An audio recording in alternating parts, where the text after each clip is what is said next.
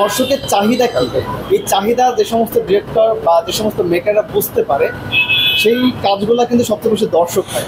আমি character artist বলার আগে আমি সর্বপ্রথম পরিচয় দিই, আমি একজন মঞ্চের নাট্যকর্মী। শুভ বিবাহ আসলে আমাদের ব্যাংকিং এন্টারটেনমেন্টে যতগুলো সিরিজ যায় প্রত্যেকটা সিরিজই খুব জনপ্রিয়, আর প্রত্যেকটা সিরিজই খুব দর্শক নন্দিত। আর এখানে কিছু অথেন্টিক ক্যারেক্টারগুলো আমি পাই আর কি। আর যে ক্যারেক্টারগুলো সবাই খুব পছন্দ করে, খুব ভালোবাসে, সেজন্য আমাদের আর্থিক সজীব ভাই আমাকে এই চরিত্রগুলো আমাকে দেয়। তো ওটা আমি যখন করি আমার খুব ভালো লাগে যখন দর্শক কমেন্ট বক্স সেকশনে যখন এসে বলে যে ফারুক ভাইকে এখানে ভাল লাগছে বা ফারুক ভাইকে এই ক্লিপে ভাল লাগছে, এখানে ফারুক ভাই না হলে জমে না।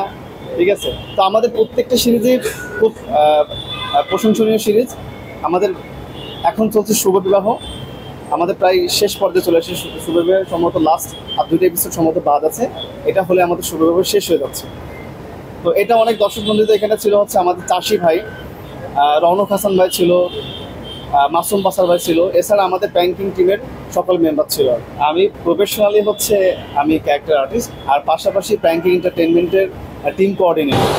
তো সেই জায়গা থেকে ডিরেক্টর, অ্যাসিস্ট্যান্ট ডিরেক্টর বা আমাদের টিমে যারা কাজ করে, তো এই সবার উপরেই মোটামুটি একটু নজরদারি করতে হয়।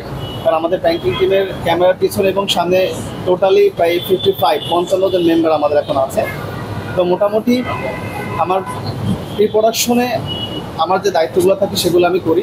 এর জন্য শুটিং সেটে মোটামুটি সবাইকে একটু তার উপর রাখতে হয়, আর তার উপর না রাখলে শুটিংটা শেষ হয় না।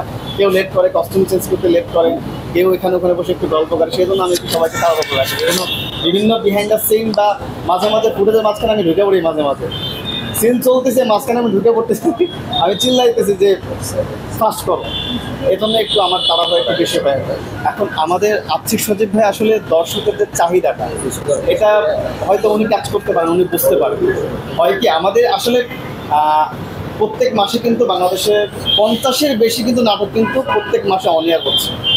বাট দর্শকের চাহিদা কী, এই চাহিদা যে সমস্ত ডিরেক্টর বা যে সমস্ত মেকাররা বুঝতে পারে সেই কাজগুলো কিন্তু সবচেয়ে বেশি দর্শক হয়, দর্শক নন্দিত হয়, সেগুলো বেশি আলোচনা এবং সমালোচনা হয়। তো আমাদের আর্থিক সজীব ভাই হয়তো বা বুঝতে পারেন যে দর্শকের চাহিদাটা কেমন।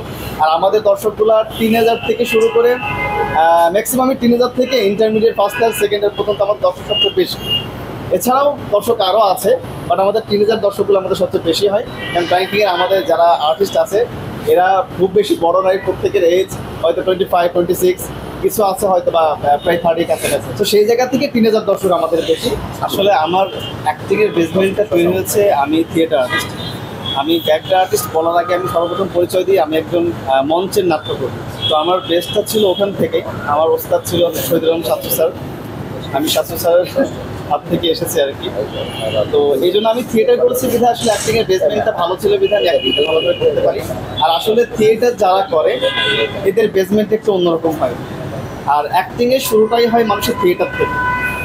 সংবাদ, ফিচার ও অনুষ্ঠানের জন্য ভিজিট করুন সংবাদ প্রকাশের ওয়েবসাইট এবং যুক্ত থাকুন ফেসবুক পেজ ও ইউটিউব চ্যানেলের সঙ্গে।